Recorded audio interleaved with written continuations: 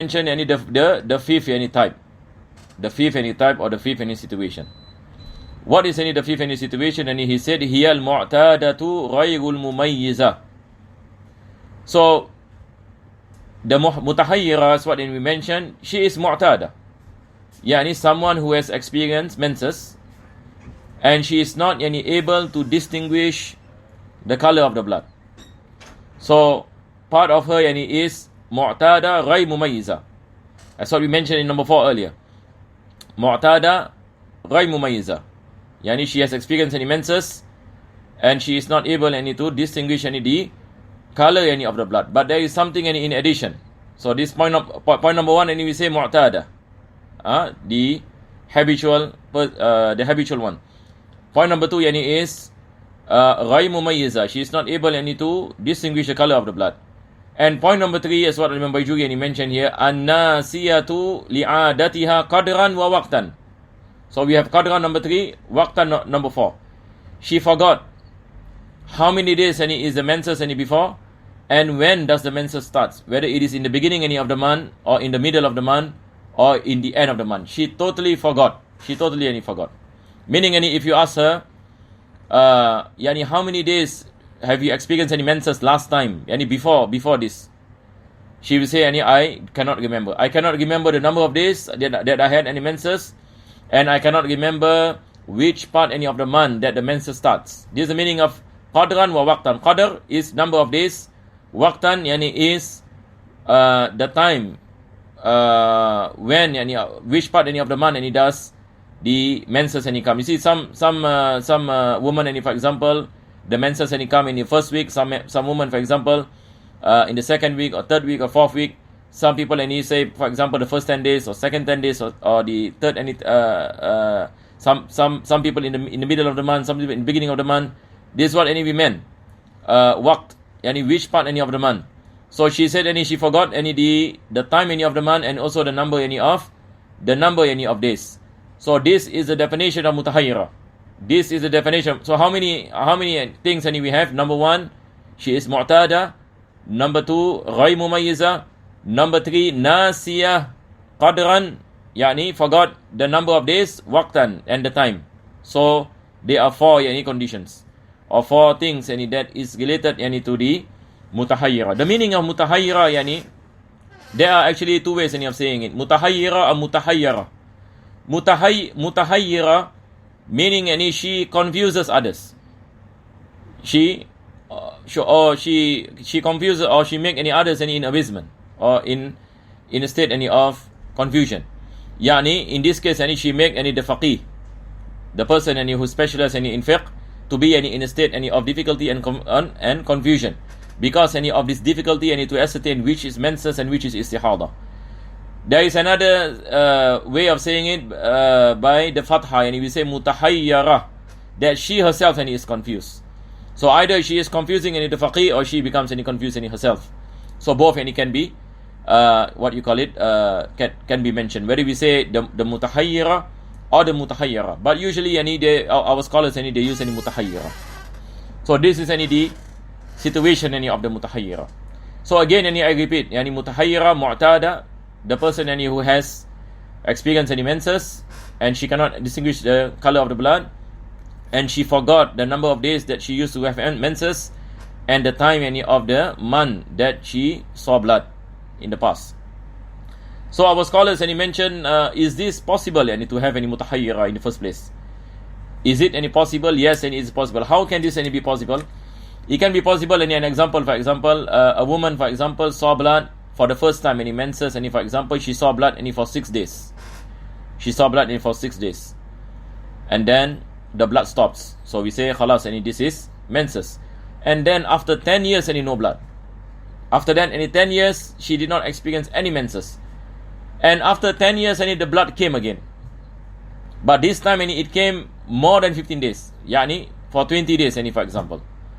So in this situation we ask her, 10 years ago, when you first had your menses, because earlier I mentioned the principle in fiqh, tasbutul adatu bi marrah, the norm is established even once, and even she experienced one menses, she is considered to be mu'tada and not mubtada'a. So, but the problem is any after 10 years. After 10 years, any she experienced any menses. So she said that I forgot everything. I forgot any the number any of days, and I forgot any the time any of my menses any last time. So this is one any of the examples any that can possibly any happen to a lady who we consider her any to be mutahayyira. Then any the author any speaks any about the rulings. So if you have such any a person any, for example, that is in this any situation, so how any do we ascertain any for her when is the menses and when is istihada? So this is what any he said.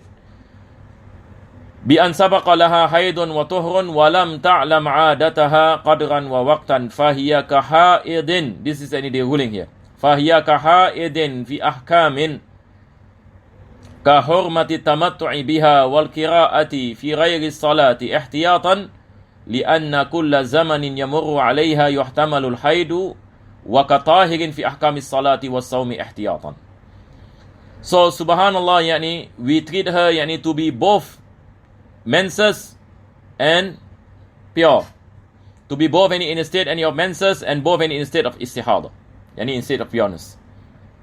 So now in any moment she is both, because there is a possibility that in any moment she is in a state of menses, and at the same time also there is a possibility that she is any in a state any of purity, that is in a state of istihada, she is not having menses.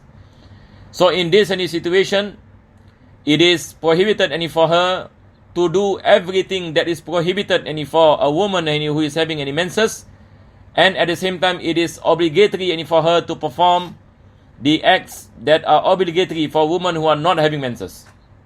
So meaning it is not any permissible any for her to recite any the Quran outside prayers, because there is a possibility that she is having menses, and it is wajib any upon her to perform any the prayers, the 5-time daily prayers, because there is a possibility that she is not any having menses any at that time. So she have to do both. She have any to abstain the things, the things that is prohibited, that are prohibited for a woman any who is having menses, and at the same time it is compulsory upon her to perform the obligatory acts which are obligatory for women who are not having menses. So the author any is saying, as a woman any who is having any menses, the things any that are prohibited, and he said kahurmati tamattu'i biha, it is not permissible for the husband any to have any sexual and intimacy and sexual intercourse any with her, because there is a possibility she's having menses. And likewise it is not permissible for her to recite the Quran, because there is a possibility that she is having menses. But it is wajib any upon her to perform the prayers, because there is a possibility that she is not having menses. So the possibility of having menses and not having menses, this result in the obligation any for her to abstain from the things that are haram any for a woman who is having menses, and at the same time it is obligatory for her to perform the things which are obligatory for a woman any who is not having menses. So it is wajib upon her to perform the prayers and fasting in the month of Ramadan. It is wajib any upon her to perform any the prayers and to fast any in the month any of Ramadan ihtiyatan, yani as to play safe. Ihtiyat any meaning basically in our language, and we say to play safe, because every moment any that pass there is a possibility that she's having menses, but and at the same time also there is a possibility that she is not any having any menses. And then any he mentioned وَتَغْتَسِلُ لِكُلِّ فَرْضٍ فِي وَقْتِهِ, and before she perform prayers wajib she bathe first.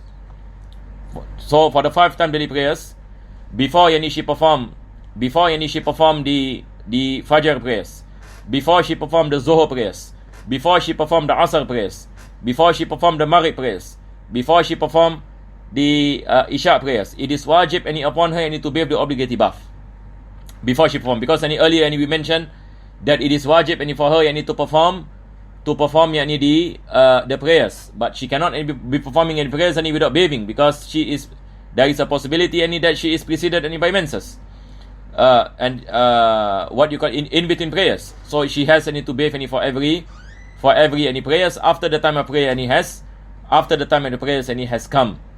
So she carries any the ruling any of istihada, that she has any to perform any the prayers, and she has any to wash any the private parts, and then immediately take the ablution and immediately perform any the prayers. So this ruling is the same as salatul bawl and istihada. as what we mentioned before this. So when the time comes for Isha, for example, she bathe and then she wash the private parts and take any ablution, and then perform the prayers immediately. All this has to be done muwala, yani in a state of what you call it, continuity. So this one in the author mentioned وَتَغْتَسِلْ لِكُلِّ فَرْدٍ فِي وَقْتِهِ لِاحْتِمَالِ الْإِنْقِطَاعِ حِينَئِذٍ إِنْ جَهِلَتْ وَقْتَ إِنْقِطَاعِ الدَّمِ. This is a situation where she does not know and she forgot when in the past menses that the blood stops, that the blood of the menses stops. She forgot. Yani not only she forgot the number of days, she forgot. Not only she forgot the time when she had any menses last time, but also she forgot when does the blood stops, which part of the day, whether in the morning or in the afternoon, she forgot. So if she forgot, then she have to bathe 5 times a day. For every prayer, she has to perform the ghusl and then perform the prayer. So this is the first situation. She forgot the time where the blood stops. Then the author mentioned something else. The author said, فَإِنَّ عَلِمَتْهُ, if she knows when does the blood stops, she remembered meaning you have mu'tada ghayru mumayyiza, who forgot the number of days, forgot the time, but she remembered the time when the blood stops, and she said before Maghrib my blood stopped, I remember. MashaAllah, this is going to be much easier for her if at least she remembered when the blood stops. So the author gave the example كأن عرفت أنه كان ينقطع عند الغروب. So the author says that when the time of the sunset, time of Maghrib, she said that I remember that this is the time my blood stops last time. And in this situation, it becomes easy for her. Why? So he said فلا يلزمها الغسل إلا عند الغروب. So there is no need for her to bathe 5 times a day, as what we mentioned in the first situation. Because now she remembered when does the blood stops. She remembered when does the blood stops. In the first situation, she forgot even when the blood stops. So if she remembered that the blood stops at sunset, then it is only wajib for her to bathe at the time of Maghrib. Before she perform the Maghrib prayers, she perform only one bath, or the ghusl bath, and she perform the Maghrib prayers. For the rest of the prayers, she just take wudu. So no need for her to bathe 5 times a day. The only time that she has to bathe is the time of Maghrib. Because why? Because she remembered that the menses stop at the time of Maghrib. So this is what the author mentioned, إِلَّا عِنْدَ الْغُرُوبِ وَتَتَوَضَّأُ لِبَاقِ الْفَرَائِدِ. So for the rest of the prayers, that's what I mentioned, she only takes ablution. So for Isha prayer, she takes ablution. Ablution in the case of istihada, that's what we mentioned, muwala and all these things. Fajr prayers, Zohor prayers, Asr prayers, but only for Maghrib she has to bathe. So I hope it is clear, inshallah. لباقي الفرائض لاحتمال الانقطاع عند الغروب. لاحتمال الانقطاع عند الغروب دون ما عداه, because there is a possibility that the blood stops at the time of sunset, because she has experienced it. So that is why it is only wajib for her to bathe after that sunset. Watasumu Ramadan. Then the author goes to speak about fasting in the month of Ramadan. So if you have such a situation, how does a person fast in the month of Ramadan? Earlier we mentioned every day there is a possibility that she is having menses and she is not having menses. So there are 2 possibilities. So when it comes to the month of Ramadan, it is wajib for her to fast, because there is a possibility that she is not having menses.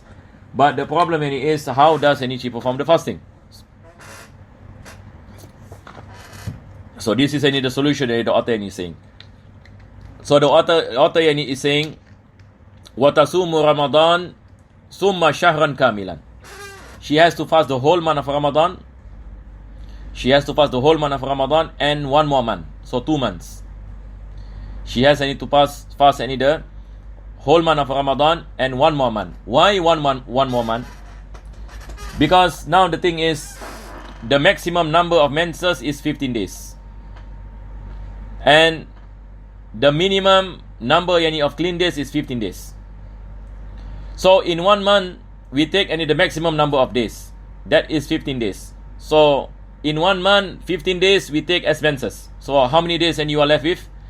you are left with 15 days. So if she fasts in the month of Ramadan, meaning half of the month she fasts, and half of the month is not counted as fasting because she is in a state of menses.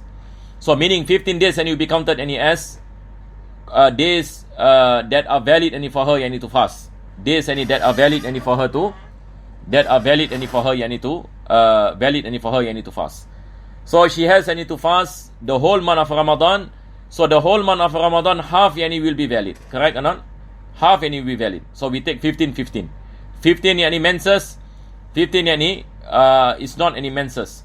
So if she fasts the whole month, so meaning 15 days is what you call it is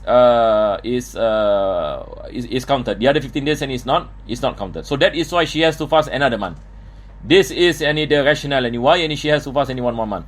So if she fasts one more month, then she will get another half of it. But the problem is this.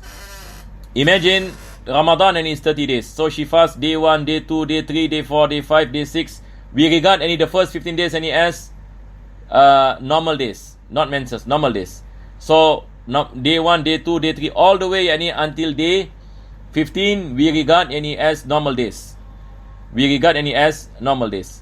So when does the menses come? When does the menses come? The menses come on day 15 itself. Because why? You see, there is a difference between the beginning of the day in Islam, that is the time of sunset, and the beginning of fasting. So imagine day 15.